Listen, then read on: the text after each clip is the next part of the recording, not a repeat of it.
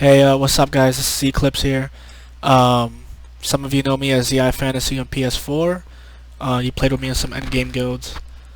I just wanted to talk about the DragonKnight healer. Um, it looks like it could be a viable option. I've tested it with Jorvolds and Acuity. I just want to try to make it as short as possible if I can. So I've tested it with Jorvolds, and the problem with Jorvolds is that there's a random chance you're gonna crit. You have to crit to get the full 96k heavy minimum to get the full amount of time on it. If you do not crit, you will get a 7-second minimum proc time on Jorvolds with RO on the DragonKnight using Molten arnaments, which increases your heavy attack damage by 50%, which is a DragonKnight skill. The thing is that you have to have warhorn up. And you also have to make sure the boss is off balance, and the visual effect it gives when the boss is off balance is that the boss will have like a little swirl on his head. It can be procced by lightning, and basically there's an RNG chance with that. Now you could drop Jorvolds with Acuity if you wanted to on a DragonKnight healer. And basically, instead of the 16 seconds random chance, by the way, you'll instead get a guaranteed chance of 12 seconds. So with the 12 seconds, you won't have to worry about your light attacks not critting.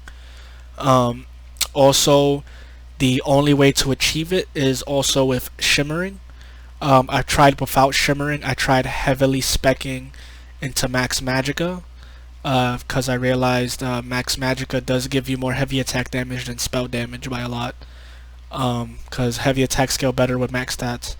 So you do have to have shimmering, so you have to be a vampire to run Roaring Opportunist to use it to its full potential. And basically when you have shimmering activated, it'll immediately give you 660 spell damage, and basically it will give you stacks. So for each stack you'll get more spell damage. So I've tested it with minimum stacks and reliable stacks. You want at least a minimum of 17 stacks. You could maybe pass with 16 stacks, I'm not sure, but I know for sure minimum is 17 stacks. The safest route is 20 stacks. If you do get 20 stacks, you're gonna get a guaranteed 96 to 100k heavy on DragonKnight healer, maybe even over 100k. So you have to be a vampire. There's no other way. I've tested it. If you do run shimmering, you could drop a berserker enchantment and put a different enchantment, or you could drop a spell damage glyph on your jewelry and put reduced cost or Magicka recovery. I've also tested all races. I tested Khajiit, I've tested Argonian, I've tested Breton, High Elf, and I didn't. Dark Elf isn't necessary since High Elf is, but you could do a Dark Elf if you wanted to. And my opinion, the best race was Breton. Breton can still hit the cap of the 12 seconds, which is 96k heavy, but that extra reduced cost made life way more easier running 3 spell damage glyphs. However, you can just run High Elf. You could drop maybe 1 or 2 spell damage glyphs and run reduce cost or Magicka recovery.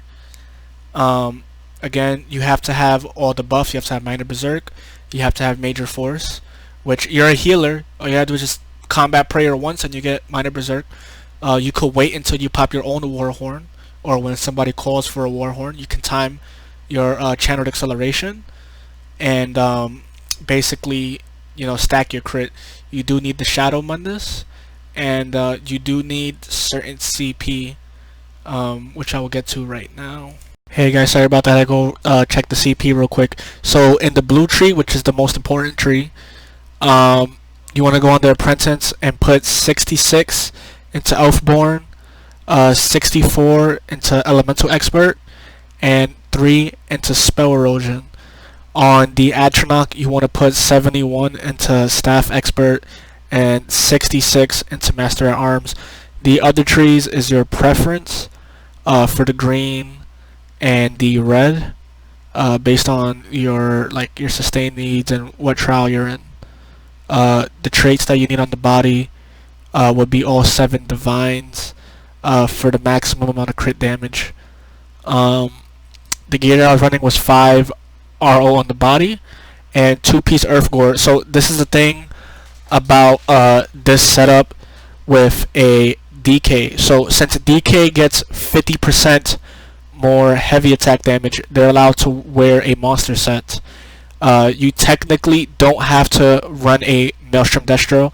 I tested it without a Maelstrom Destro.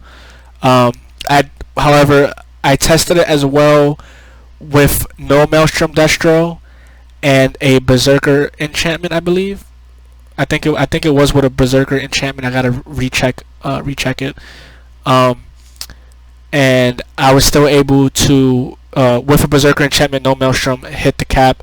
I think if you take off the Maelstrom Destro and the Berserker, you'll hit 1 second below the cap, so it's around I think 91k.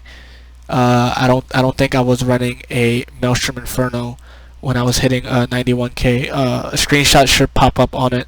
91k will put you at 15 seconds with Jorvolds, and without Jorvolds you'll get put to 11 seconds, which is still not bad on a crit.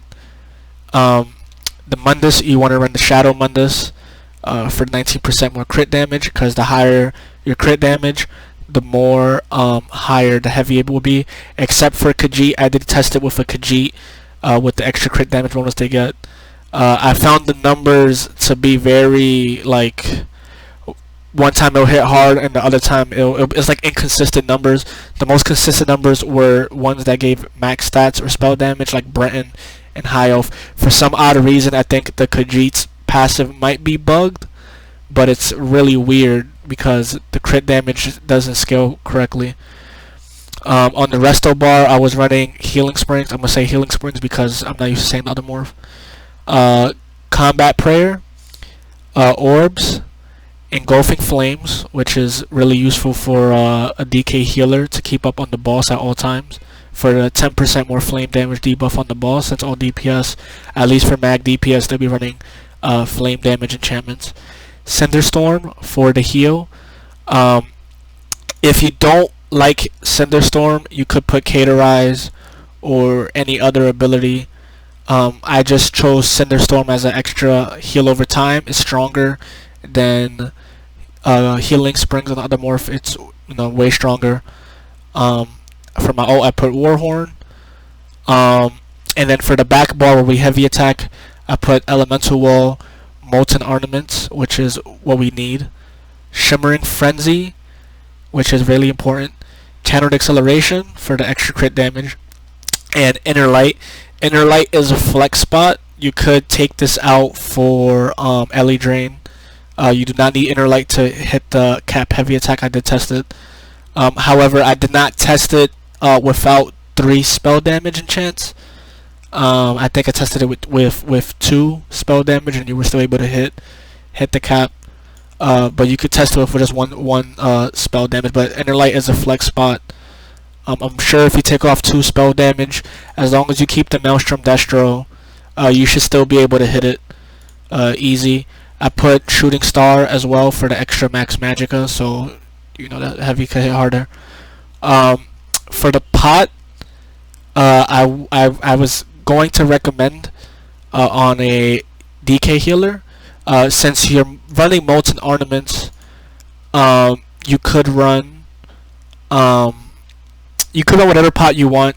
I just think with this setup, it's better to run the Restore Magicka and Minor Heroism pot, and especially for DPS, I greatly encourage all mag DPS to run this pot if you have the gold or the resources. It's way better for mag DPS, and the reason why is because now that you have a DK healer in your group, they're able to provide Molten Arnaments, which gives the whole group major sorcery for the 20% spell damage buff. So now you don't have to run spell power pots. You should be double barring Inner Light on your bar. If you do, that automatically gives you the major prophecy for the the 10% more spell crit. It should be on both your bars, so you will get that. So because of that, you have major sorcery from the healer, and you have inner light for the major prophecy. So with this pot, it gives you restore Magicka and minor heroism. I haven't found one yet that gives you a third trait with that. I've only able to combine those two. But the reason why is because, like I said, DK Healer will give you your damage, and your Inner Light will give you your crit.